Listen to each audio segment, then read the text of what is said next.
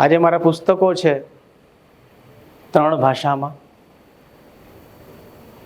ઇંગ્લિશમાં, ગુજરાતીમાં, હિન્દીમાં. ધંધો નાનો છે પણ પોતાનો છે. તો લોકો મને કહે છે કે પાજી તમે બહુ સરસ લખો છો, તમે બહુ મસ્ત લખો છો. કેવી રીતે તમે આ सीखा? इतना अच्छा लिखते हो तो कहाँ से सीखा? तो હું એને કહું છું, હથોડા રખ के कलम उठाई थी, हथौड़ा रख के कलम उठाई थी, चोटदार न लिखता तो हाथ के छाले बुरा मान जाते.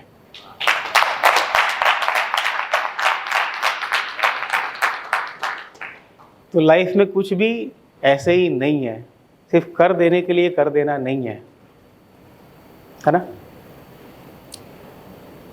આપણે બધા બિઝનેસ કરી રહ્યા છીએ અને બિઝનેસને ગ્રો કરવા ઈચ્છીએ છીએ.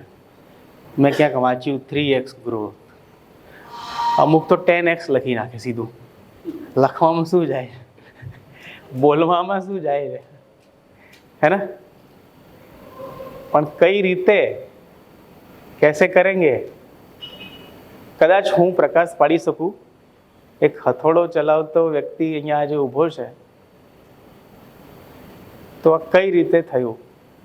કદાચ મારી પ્રેક્ટિસમાંથી તમને કંઈ જાણવા મળે અને તમે ઇમ્પ્લિમેન્ટ કરો અને ફાયદો થાય. મારો પ્રયત્ન એવો રહેશે આજે કે એક પણ સેકન્ડ તમારો વેસ્ટ ના થાય. આજે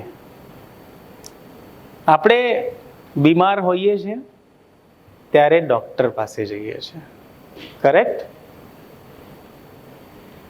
આપણા વાહનમાં કંઈ તકલીફ આવે તો આપણે મિકેનિક પાસે જઈએ છીએ. આપણને આઈટીઆર ભરવું છે તો આપણે સીએ પાસે જઈએ છીએ. કેમ જઈએ છીએ?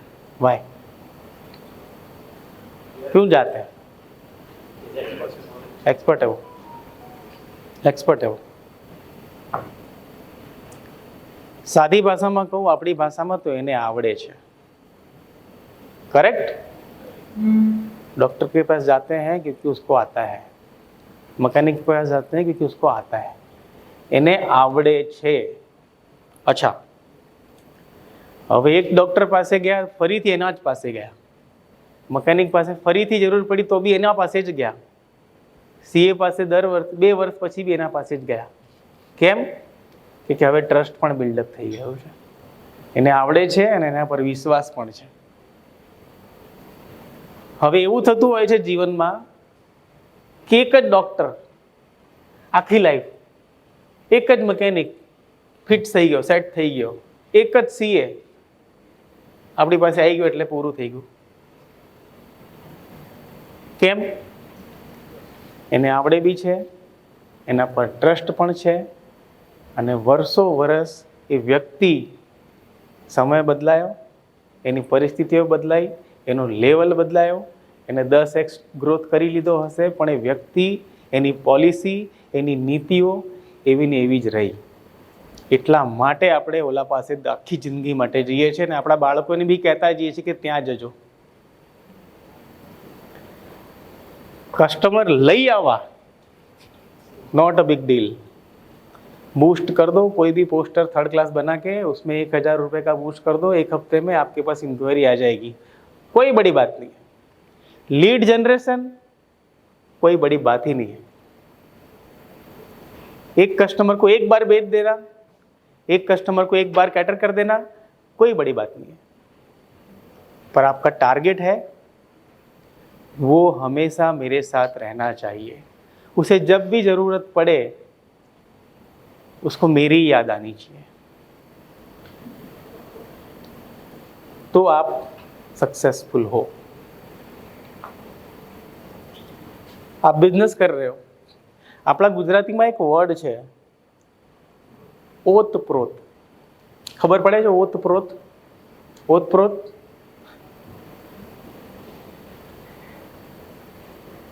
તમે બિઝનેસ કરી રહ્યા છો, આ તમે છો અને આ તમારો ધંધો છે. તમે સિંગર છો, કંઈક આવડત, કંઈક કળાની વાત છે તો તમે એક બાજુ છો અને એક બાજુ તમારી આવડત છે, તમારી કળા છે, કરેક્ટ? બાળપણમાં આપણે કલર બધાએ કર્યા છે, રંગ પૂર્યા છે. ઓરેન્જ રેડ અને યલો આપણે મિક્સ કરીએ તો શું બને? ऑरेंज बने. लाल और पीला मिला दिया तो येलो बन गया. તમે તમારો ધંધો એ ઓતપ્રોત થઈ ગયા એટલે કંઈક એક બન્યું. સમજી લઈએ કે ઓરેન્જ બન્યું. કરેક્ટ. હવે એને છૂટા પાડી શકાય? હવે કહો કે ભાઈ એક કામ કરો, હવે લાલ છૂટો પાડ દો અને યલો છૂટો પાડ દો. Is it possible? હું કહું કે ધોની અને ક્રિકેટને છૂટો પાડ દો, પોસિબલ છે? સચિન અને ક્રિકેટને છૂટો પાડ દો, રોનાલ્ડોને ફૂટબોલને છૂટો પાડ દો, જાકુર હુસેન તબલાને જુદા પાડ દો, લતા મંગેશકર સિંગરને અને ગીતને સંગીતને જુદા પાડ દો, પોસિબલ છે? અમિતાભ અને અભિનયને જુદા પાડ દો, પોસિબલ છે? Is it possible? તો તમે અને તમારા ધંધો ઓતપ્રોત થઈ ગયા છો પ્રોપરલી અને હવે છૂટા પાડવા શક્ય નથી, એ લેવલ પર પહોંચી ગયા છો, ત્યારે ગેમ શરૂ થાય છે. જ્યાં સુધી તમે તમને કોઈ છૂટો પાડી દે કે આ ધંધો તો કરાતો હશે, તમે છૂટા પડી ગયા. તમે કીધું હા યાર આ ખોટા રોકાણ કરી દીધા, તમે છૂટા પડી ગયા. તમે કરો છો, તમારા પરિવારમાંથી કોઈએ કીધું કે આ ના કરાય, આપણે ખોટું કર્યું, તમે કીધું ઓકે સાચી વાત છે, તમે ઢીલા પડી ગયા, તમે હલી ગયા, તમે છૂટા પડી ગયા. તો તમને અને તમારા ધંધાને છૂટો પાડવો શક્ય ના હોવો જોઈએ. તમે જો એવું કંઈક કરી રહ્યા છો અને હવે તમને લાગે છે કે હવે મારા ધંધાને કે હું જે કરી રહ્યો છું એને છૂટો ના પાડી શકાય, તો તમે પ્રોપર ડિરેક્શનમાં જઈ રહ્યા છો. હું મારી વાત કરું તો મને અને લિટરેચરને, મને અને પુસ્તકોને, સાહિત્યને હવે છૂટા પાડી શકે એવી સ્થિતિ નથી કે હવે મારે પાછું વળીને જોવાની પેલી નથી. तो जब आप पीछे मुड़ के देखते नहीं हो तब आप आगे ही बढ़ते हो. इसमें से कितने लोग ऐसे हैं जो सोशल मीडिया को इफेक्टिवली यूज कर रहे हैं, उनको लगता है, તમને એવું લાગે છે કે આપણે બહુ સરસ રીતે સોશિયલ મીડિયા ઉપયોગ કરી રહ્યા છીએ? એવા કેટલા લોકો છે? 1 2 3 4. क्यों भाई? कुत्ते ने काटा है क्या? किसी ने बोला है क्या कि भाई सोशल मीडिया नहीं यूज करना है, कोई गलत चीज है? या फिर ऐसा हो सकता है कि चल रहा है, हमें जरूरत नहीं पड़ी है. આવું પણ હોઈ શકે કે હજુ અમુક લોકોને જરૂર નથી પડી એવી તાતી. चलो थोड़ा सा मैं आपको उसका इम्पोर्टेंट बता देता हूँ. આજે હું અહીંયા તમારી સામે ઊભો છું, એનો એક રીઝન સોશિયલ મીડિયા છે. તમને કોઈ રેકગ્નિશન આપશે તમારી આંગળી પકડીને કે અરે આવો આવો આવો આવ અહીંયા આવો, स्टेज તમારો છે, माइक તમારો છે, बोलो, छवाई जाओ, ऐसा नहीं होने वाला है. ऐसी कल्पना कर रहे हो ना कि कोई एक दिन आएगा और आपको बोलेगा आ जाओ स्टेज पे और आपकी तारीफों के पुल बन दिए जाएंगे, ऐसा कभी नहीं होने वाला है. तो जब मैंने शुरुआत की, જ્યારે મેં શરૂઆત કરી ત્યારે ઘણા બધા લોકો હતા અને તમે બધા અનુભવીઓ છો, કોઈના વિશે સારું બોલતા લોકોની જીભ નથી ઉપડતી, ખબર નહીં શું કામ. પણ સોશિયલ મીડિયા એક એવો પ્લેટફોર્મ છે જેના ઉપર તમે હો તો તમારા વિશે બોલવાની કે બોલાવડાવવાની કોઈ જરૂર જ નથી રહેતી. કોઈ તમારા વખાણ કરે, કોઈ તમારા વિશે બોલે નહીં, બધું દેખાય જ છે.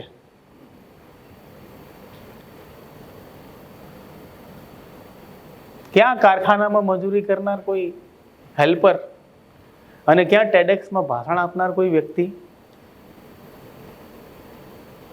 તમે સમજો છો?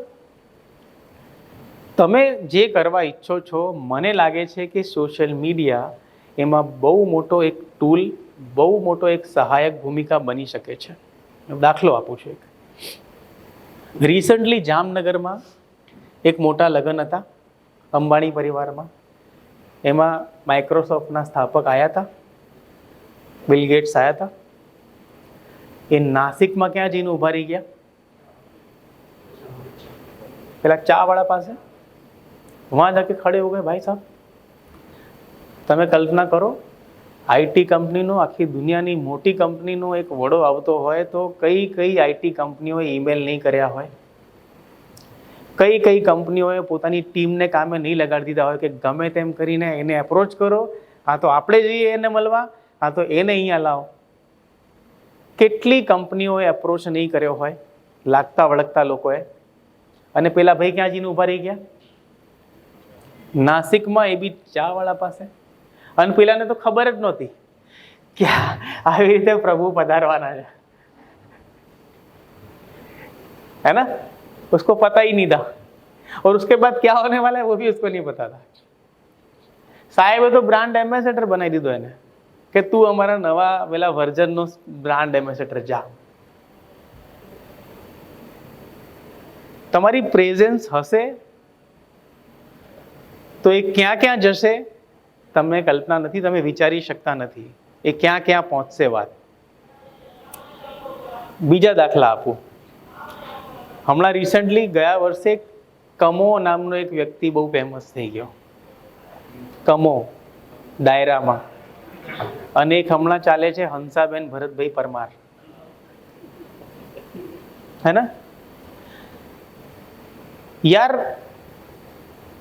તમે એવું ના સમજતા કે પેલો કમો અને હંસાબેન એ કંઈક સામાન્ય વ્યક્તિઓ છે અને બીજા જે જાણીતા થઈ ગયા એ મોટા હતા, કે પોલિટિશિયનો કે કોઈ પણ વ્યક્તિ એ જબરદસ્ત હતા.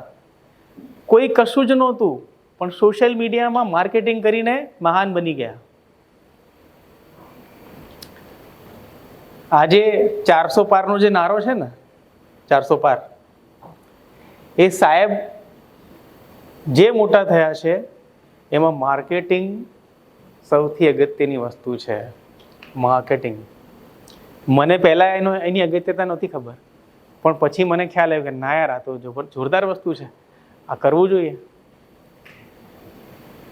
તો જો તમે 3x કે 10x કે 100x ગ્રોથ ઈચ્છો છો તો સોશિયલ મીડિયાની પાવરને સમજો, એને એક્સેપ્ટ કરો અને શીખો.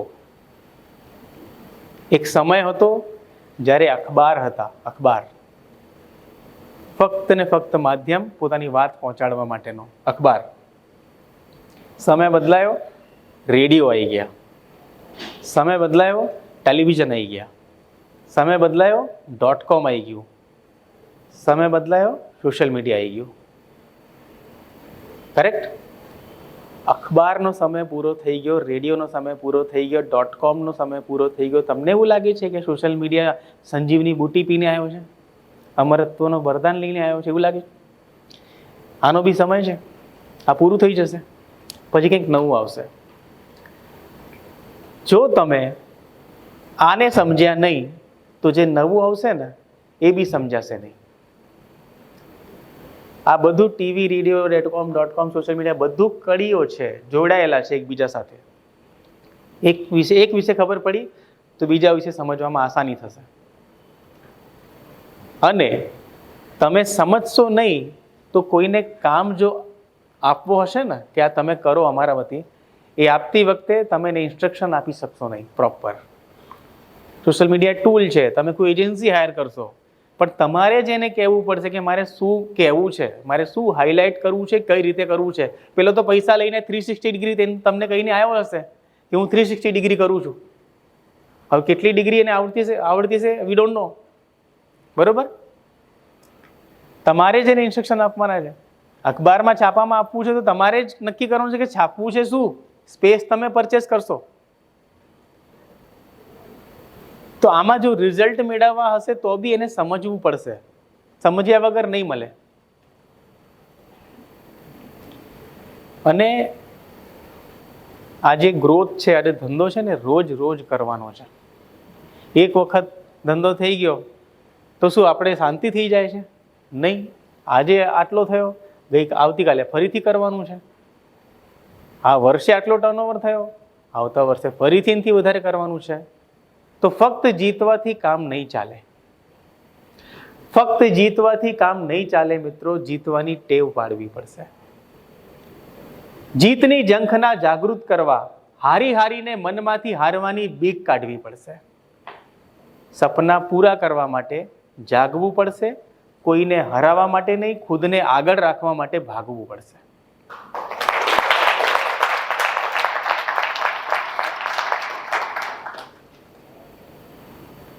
એક કર્મનો સિદ્ધાંત છે શ્રી કૃષ્ણનો.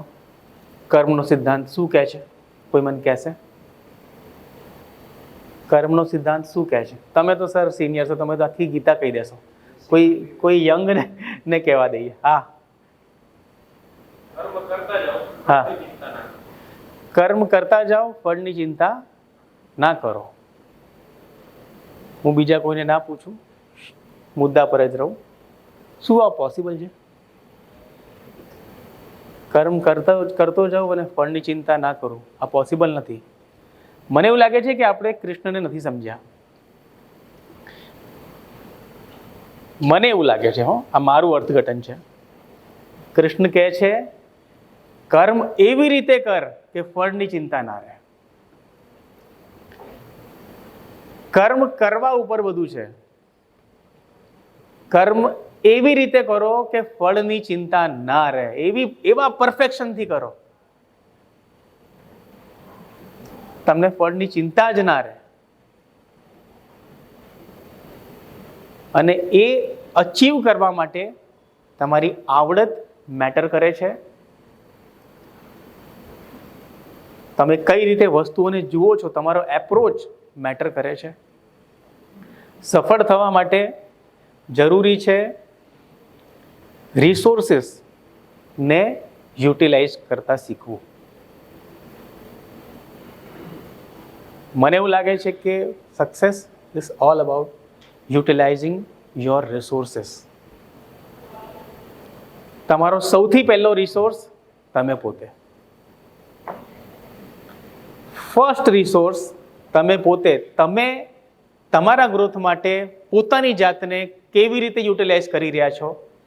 તમારી આવડતોને તમને ખબર પડી કે તમારામાં શું આવડતો છે? Do you know? તમે પોતાની જાતને પૂરેપૂરી રીતે સમજી લીધી? તમે શું શું કરી શકો છો એ તમને ખબર પડી ગઈ?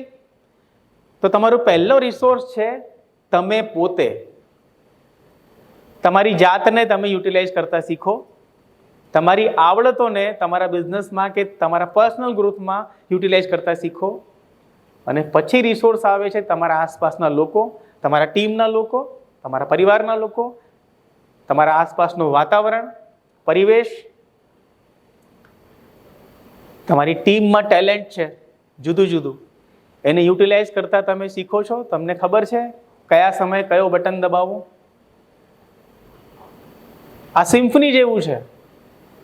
એક મ્યુઝિશિયન છે, એની સામે સિમ્ફની છે, અલગ અલગ વાદ્યયંત્રો. એને ખબર છે કે ક્યારે પેલાને વગાડવું, ક્યારે પેલાને વગાડવું. તમારા રિસોર્સિસને પ્રોપર રીતે યુટિલાઇઝ કરતા શીખો. વાપરતા શીખો એમ નથી કીધું. વાપરવું અને યુટિલાઇઝ કરવું. કોઈ કહે કે આને તો યાર વાપરી નાખ્યા, તો કોઈને વાપરવાના નથી. એને યુટિલાઇઝ કરવાનું છે. કોઈની કાબેલિયતને એવી રીતે ઇસ્તેમાલ કરવાનું છે કે એનો પણ ગ્રોથ થાય, તમારો પણ ગ્રોથ થાય, એને પણ મજા આવે તમારા માટે પોતાની શક્તિઓ આપીને. તો જીવનમાં ક્યારેય બી કોઈને એવી ફિલિંગ આપણા કારણે ના આવી જોઈએ કે આને તો મને વાપરી લીધો. है ना? यूटिलाइज, चीजों को यूटिलाइज करो. આપણે બધાએ બાળપણમાં એક વાર્તા સાંભળી છે પારસમણીની. પારસમણીની વાર્તા સાંભળી છે ને? શું છે વાર્તા પારસમણીની?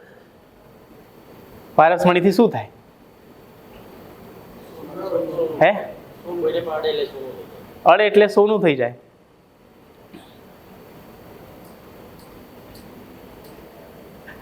એટ ધ એજ ઓફ 43 મને એવું લાગ્યું કે જે પારસમણી, તમને એવું લાગે છે એવું કંઈ હોતું હશે? એવી કંઈ મણી કે એવો પથ્થર કે એવું કોઈ હીરો, એવો કોઈ ધાતુનો ટુકડો હોતો હશે એવું લાગે છે સર? એવું લાગે છે? તો આ પારસમણી શું છે?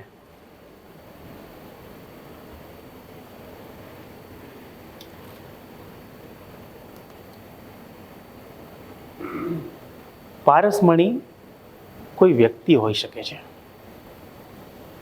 તમારા જીવનની પારસમણી કોઈ એવી વ્યક્તિ તમારા જીવનમાં તમને મળ્યો અને તમારો જીવન બદલાઈ ગયો. It can be possible.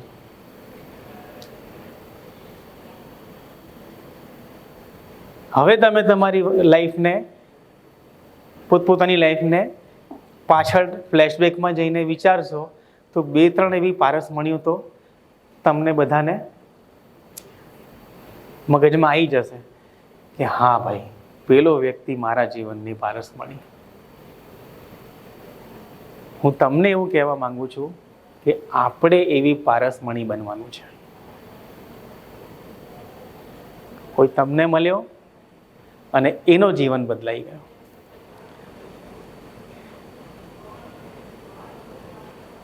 એ રીતે જીવવાનું છે. મારા કરતાં બહુ મોટી ઉંમરના અનુભવના લોકો અહીંયા બેઠા છે. ફરીથી હું મારા વિચારોને થોડોક નીચે લાવી દઉં છું, જમીન ઉપર લાવી દઉં છું.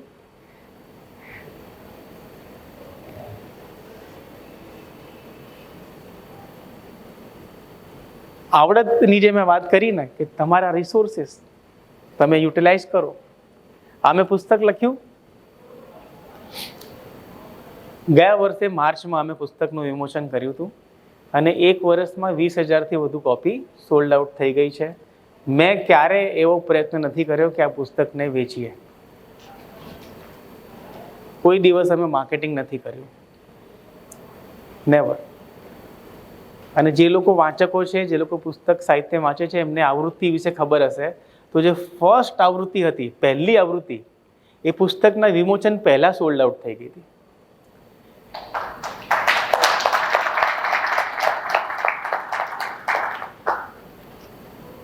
અને તરત જ વિધિન 2 or 3 મંથ એવી નીડ આવી ગઈ કે હિન્દી અને અંગ્રેજીમાં પણ આ પાજી લાવો.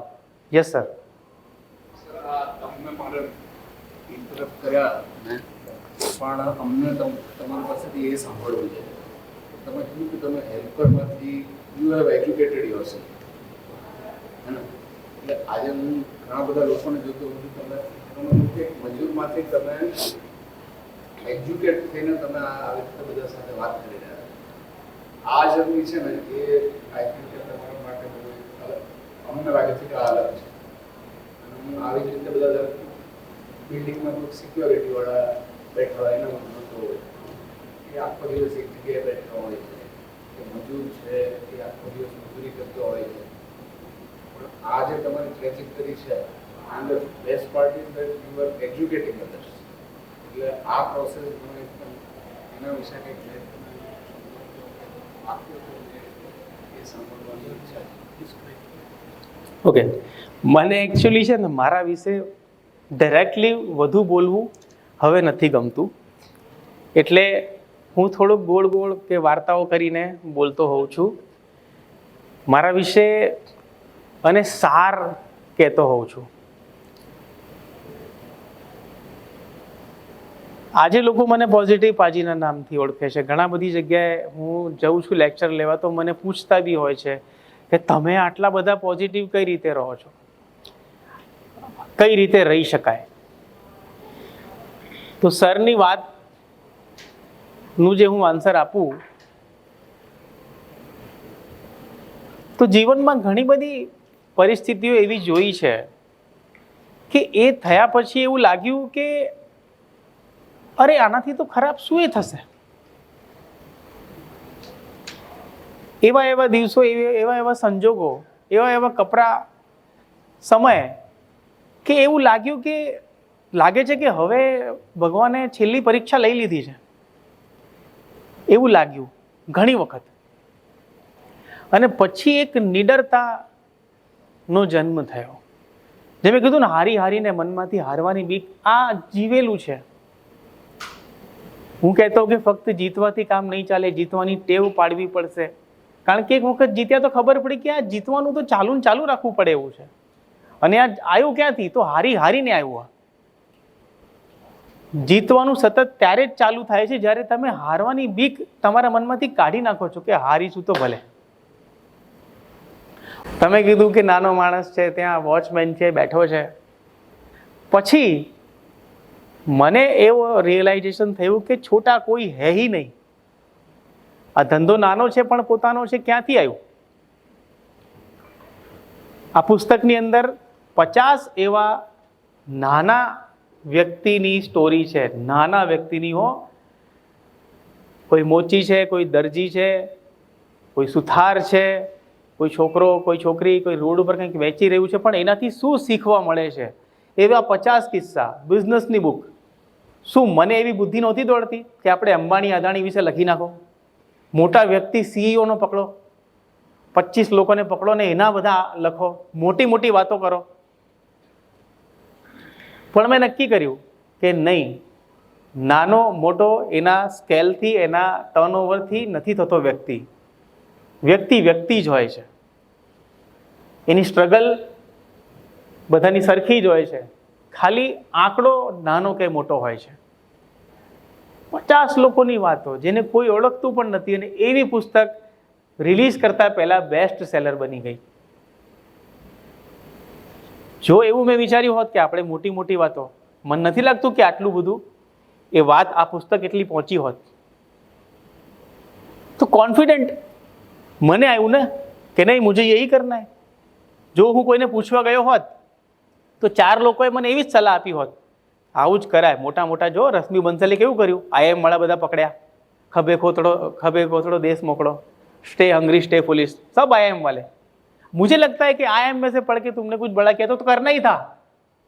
वो नहीं करते तो कुछ हमको आश्चर्य होता. आपने IIM में से पढ़ाई की, आपने IIT में पढ़ाई की, देश की बेस्ट इंस्टीट्यूट, और वहां पढ़ के कुछ नहीं किया तो होता, कुछ कर दिया तो वो तो ऑब्वियस है, करना ही था. तो તમે તમારી લાઈફમાં ઓબ્વિયસ વસ્તુ ના કરતા, કંઈક વિશેષ કરવું છે. આ 4 રસ્તા ઉપર છે ને, પેલો ફુગ્ગો વેચે છે ને, એ પણ એના પરિવારનું ગુજરાન કરી લે છે. फुग्गो बेचना. दैट मीन्स हर कोई अपनी अपनी लाइफ में खुद खा के और अपने परिवार का गुजरान तो कर ही लेगा. ये तो मैं लिख के दे देता हूँ, ये तो नक्की हो गई बात. तुम कुछ भी करो कुछ भी ना करो, तुम्हारा गुजारा और तुम्हारे परिवार का गुजारा तुम कर ही लोगे, उसका लोड ही नहीं है. उतना भगवान ने तुमको दे ही दिया है. કીડી ને કણ ને હાથી ને મણ બધું આપેલું જ છે. પણ મુદ્દો છે કે વિશેષ કરવું છે, લાઈફમાં કંઈક વિશેષ કરવું છે, તો એના માટે કંઈક વિશેષ લાઈફને આપવું પડશે. આપી આપીને તમે મોટા થશો, મેળવી મેળવીને વ્યક્તિ નાનો થાય છે. આપવાની કળા શીખો, આપવાની કળા, વહેંચવાની કળા શીખો. એટલે જ મેં કીધું કે પારસમણી આપણે બની કેમ ના જઈએ. મને પારસમણી ગોતવાની નથી, કોઈ ગોતતો હશે પારસમણીને, હું એને મળીશ અને મારા સ્પર્શથી એના જીવનમાં કંઈક સાર્થક પરિણામ આવશે. પોઝિટિવિટી ગોતવાની નથી, પોઝિટિવ કરવાનો છે. હું કશું એવું ગોતવાનું નથી કે મને કંઈક કોઈ મળી જાય ને હું પોઝિટિવ થઈ જાઉં. નહીં, મારી સાથે જે મળશે, મને જે મળશે એ વ્યક્તિની લાઈફમાં હું કંઈક પોઝિટિવિટી ક્રિએટ કરી શકું છું. ગ્રેટ. બેસ્ટ ફ્રેન્ડ મને ગોતવાના નથી, હું કોના જીવનમાં નો બેસ્ટ ફ્રેન્ડ છું. મને કોઈએ સપોર્ટ કર્યો એ મુદ્દો જ નથી, હું કોને સપોર્ટ કરું છું, કરી શકું છું. That is the point. અને એ જે છે ને એ તમને ઉર્જાથી ભરી દે છે. આપણો એક ગુજરાતીનો વર્ડ છે, ખંખેરી નાખો, હે ને. ખંખેરી નાખો. તો જીવનમાં ઘણી વખત એવું થાય છે કે પરિસ્થિતિઓ, પારિવારિક ગૂંચવણો વ્યક્તિને દબાઈ દે છે. તમે ઉડવા માંગો છો પણ સમસ્યાઓ, આણે આમ કર્યું, મને કોઈ સપોર્ટ નથી, બે ભાઈ વચ્ચેના રિલેશન, ફાધર મધર સાથેના રિલેશન, બહેનો સાથેના રિલેશન, પત્ની સાથેના રિલેશન, પતિ સાથેના રિલેશનમાં ગૂંચવણો. સૌથી પહેલા એ સોલ્વ કરો. પારિવારિક બાબતોને ગોઠવો, પ્રોપર ગોઠવી દો, અને જે જીવનમાં નકારાત્મકતા છે એને ખંખેરી નાખો અને ઊભા થાઓ. ત્યારે તમે ઉડશો. અને 2008માં આ જર્નીમાં મારું અપહરણ થયો. I was kidnapped by a mob. 2008 I was a journalist. હું એક જગ્યાએ રિપોર્ટિંગ કરી રહ્યો હતો. 2008 અમદાવાદમાં 2 દીકરાઓની, બાળકોની લાશ મળી હતી. દીપેશ અભિષેક હત્યાકાંડ, આશારામ આશ્રમ, તમને યાદ હશે. તો એ જે હુલ્લડ થયા હતા ત્યાં આશારામના જે હતા મોબ, ગુંડાઓ કે જે બી અનુયાયીઓ, એ લોકોએ મને કિડનેપ કરી લીધો હતો. હું ત્યાં હતો એ દિવસે, ગુરુ પૂર્ણિમાના દિવસે રિપોર્ટિંગ કરવા માટે. અને મને મારા ઉપર તેલ છાંટી દીધો, મને સળગાવી દીધો. મારી પાઘડી સળગી રહી છે, તમે ઇમેજિન કરો, મારી પાઘડી સળગી રહી છે અને હું આમથી તેમ દોડી રહ્યો છું. મને પકડીને મોબ લઈ જાય છે, કારમાં પૂરીને ભોયરાની અંદર પૂરી દે છે, દોરડાથી બાંધીને, અને આખો દિવસ ટોર્ચર કરે છે. મને એટલું બધું વાગી જાય છે કે મને પછી સ્પર્શનો અહેસાસ થતો નથી, કે વાગે છે તો કંઈ ટચ થતું નથી, તો ખબર પડતી નથી કે કંઈ ટચ કરી રહ્યું છે કોઈ.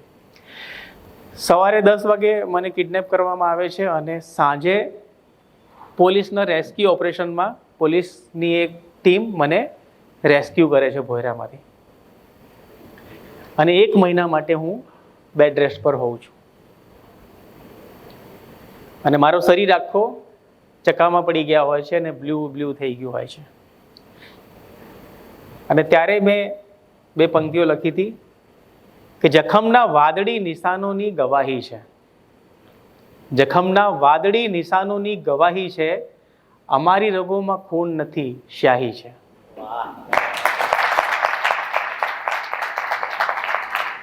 અને એ ઘટના પછી લોકોનો એવો તારણ હતો કે કદાચ હું હવે જર્નલિઝમમાં પાછો નહીં આવું.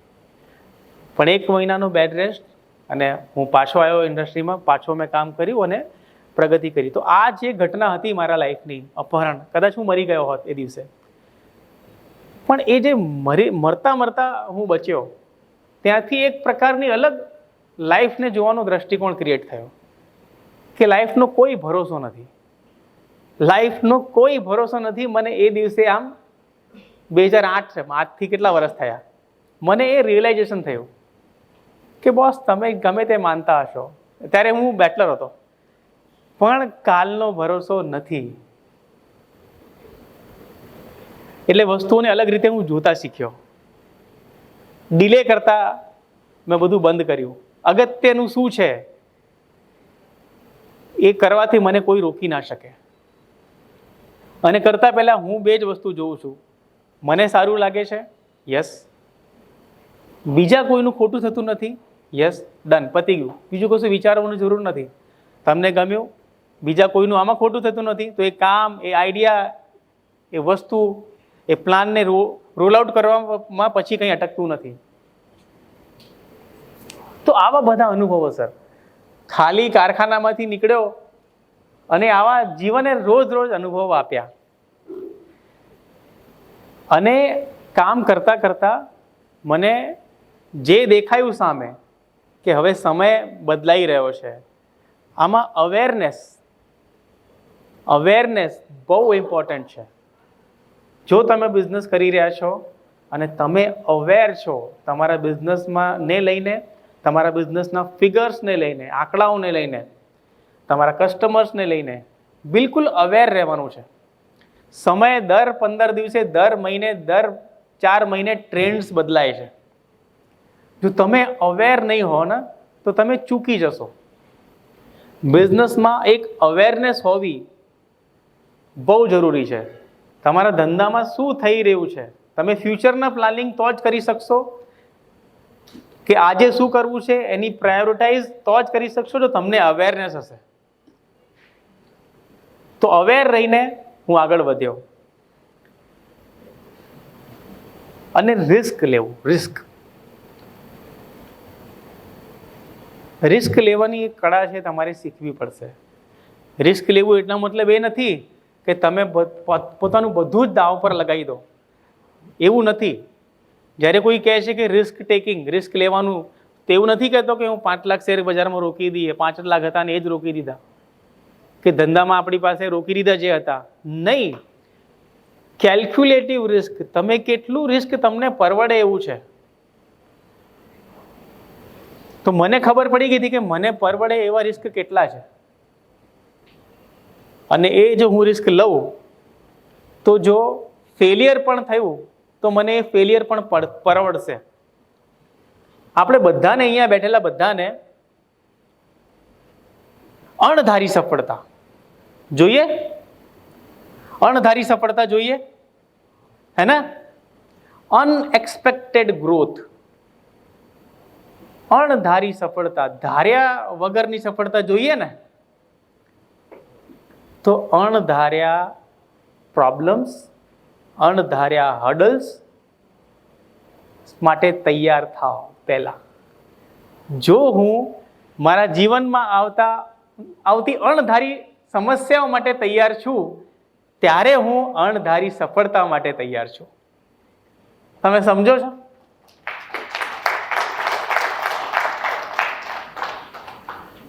मैं सोचूं कि भाई अणधारी सफलता कैसे आएगी? भाई पाजी, रिस्क के लिए तैयार हो, प्रॉब्लम्स के लिए तैयार हो?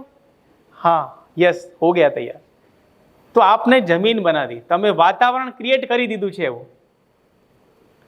ભલે એવું કહેતા હોય કે ભૂપેન્દ્રભાઈને ખબર નહોતી કે મુખ્યમંત્રી બનવાના છે, પણ એને કંઈક કર્યું હશે, એને કંઈક એવો માહોલ સર્જ્યો હશે. 2014 સુધી મોદી સાહેબ બી કહેતા હતા કે મારી પાર્ટી કહેશે એ જ પ્રધાનમંત્રી બનશે, અમે તો અડવાણીજીની પાછળ છીએ, પણ માહોલ ક્રિએટ કરી દીધું હતું. કરેક્ટ? તો માહોલ ક્રિએટ કરવાનું છે. સફળ થવા માટેનો માહોલ, વસ્તુ વેચવા માટે કશું નથી કરવાનું. जैसे मैंने बोला कि बुक्स को बेचने के लिए नहीं लिखी थी, पर बिक रही है ऐसी कि वो पब्लिशर बोल रहा है कि पाजी आप नहीं रहोगे दुनिया में तब भी ये बुक बिकती रहने वाली है, बिकती रहने वाली है. તો મારે તમને જે વાત કહેવી છે, આપણે એવું કંઈક કરવાનું છે જે ગ્રેટ હોય. તમારે એવું કંઈક બ્રાન્ડ ઊભી કરવાની છે કે જે ગ્રેટ હોય, જેનો તમે ગર્વ કરો. हर कोई बेच लेगा, પણ તમે પ્રેસ્ટીજ, તમે પ્રાઉડ શેનું લેશો? તો બ્રાન્ડ ક્રિએટ કરવી છે.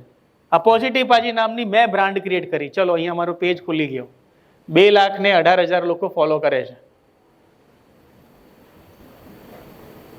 ફેસબુક ઉપર આનાથી વધારે લોકો ફોલો કરે છે. ઓલ ઓવર જોઈએ તો 11 લાખ લોકો ફોલો કરે છે. યાર, આ લાઈક, એક પણ ફોલો એ આમ જ નથી થતું. જેમ પેલા ભાઈએ કીધું કે હું પાજી તમને વર્ષોથી જોઉં છું, હે ને?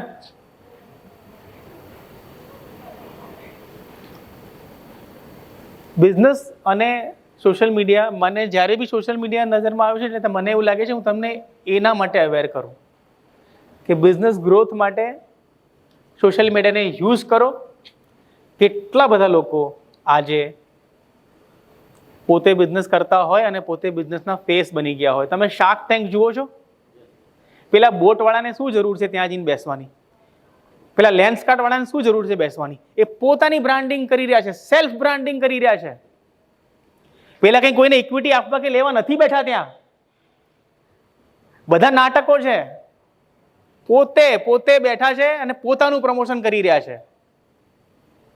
તો એટલી સ્માર્ટનેસ આપણામાં હોવી જોઈએ કે હું બિઝનેસ કરી રહ્યો છું તો હું ફેસ બની શકું છું. તમને કદાચ એ વસ્તુ રોકતી હશે કે હું કઈ રીતે કરું.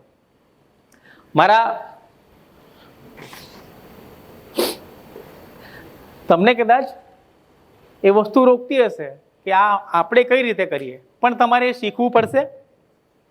અને નાનું કશું જ નથી. સોશિયલ મીડિયા વર્તમાન છે, ભવિષ્યમાં બીજું કંઈ આવશે.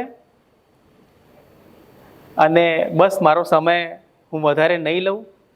એમણે કીધું હતું કે તમારો સમય છે પછી ભરાઈ ગયા.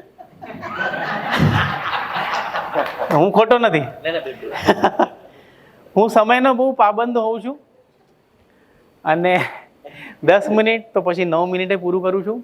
અને આયોજકો જો કહેતા હોય તો આપણે સવાલ જવાબ લઈએ. Yeah, we can take some questions. So that's a great, the champion story we can see. Fantastic. Yeah, we can take one of the questions and then I think we can move forward for the next agenda. Thank you. ચલો. જ્યાંથી તમે અટકી ગયેલા ત્યાંથી તમે ચાલુ કરીએ. How to use effective use of social media. તમારો જે ક્વેશ્ચન તમારું સ્ટેટમેન્ટ હતું કે XYZ 360 ડિગ્રી સર્વિસ આપવા માટેની વાતો કરે છે, તો ખરેખર 360 કરી શકે છે કેમ? એનું કૌવન કેવી રીતે કેળવવું, ત્યારે નિરોપણ. જો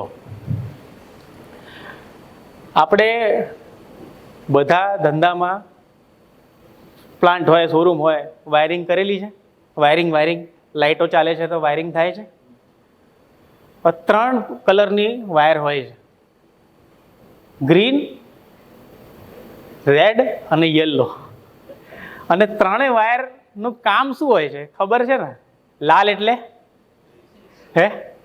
કરંટ અને એક અર્થિંગ હોય છે, બરોબર? આપણે કોઈ દિવસ વાયરિંગ કરવાનું નથી કે આપણે કર્યું પણ નથી, પ્લગ ફિટ નથી કર્યું, પણ એ ખબર છે કે આ છેડા કયા છે. તો સેમ વે તમે કોઈને જવાબદારી સોંપશો કે ભાઈ આ મારું સોશિયલ મીડિયા કર, તો તમને એ આવડવું પડશે. અને સૌથી પહેલી વસ્તુ એ સીડી તમે કહો છો કે હું કઈ રીતે કેળવું, રિસ્પેક્ટ ધીસ મીડિયમ. અને જે લોકો કરી રહ્યા છે એ તમે જ્યારે જુઓ ને, તમે એક બ્લેસિંગ્સ આપો કે વાહ વાહ વાહ સરસ, આટલું જ કરો. 10 દિવસ સુધી કોઈ વ્યક્તિ પોતાના ધંધા વિશે સરસ કરી રહ્યો છે અથવા તો કોઈનો બિઝનેસ સોશિયલ મીડિયા પર બહુ સરસ પ્રમોટ થઈ રહ્યું છે ને, તો દિલથી બસ વાહ વાહ કરો. હા બહુ સરસ છે, આ બહુ સરસ છે, આ શું કામ સરસ છે, એ સવાલ કરો. 10 દિવસમાં તમે છે ને જેટલું તમને સોશિયલ મીડિયા આવડે છે ને એનાથી વધારે આવડી ગયું હશે. ખાલી મનમાં એને એપ્રિશિએટ કરીને, ખાલી એટલું જોઈને કે આમાં શું સરસ છે, વાહ સરસ. જ્યારે તમે વિચારશો ને કે આ તો ઠીક છે, આપણું કામ થોડી છે, નહીં શીખ પાઓગે. જે ગુણ, જે કળા શીખવી છે પહેલાં એને એપ્રિશિએટ કરવી પડશે, તો એ ગુણ તમારા તરફ આકર્ષિત થશે. આ હું થોડી ડિવાઇન ટાઈપની વાત કરી રહ્યો છું, પણ આ મારો અનુભવ છે. મારા પપ્પા એવું કહેતા કે જ્યારે કોઈની પાસે શીખવા જાઓ ને તો બેટા જમીન ઉપર બેસી જવાનું, પેલો ઉપર બેસે, આપણે નીચે બેસીએ, ગુરુ ઉપર બેસે. તો એ જ સિદ્ધાંત ત્યાં લાગુ પાડું છું કે કોઈને પાસેથી શીખવું છે એપ્રિશિએટ કરો, એને ઉપર દરજ્જો આપો, એટલે નીચે ફ્લો કરશે. યસ.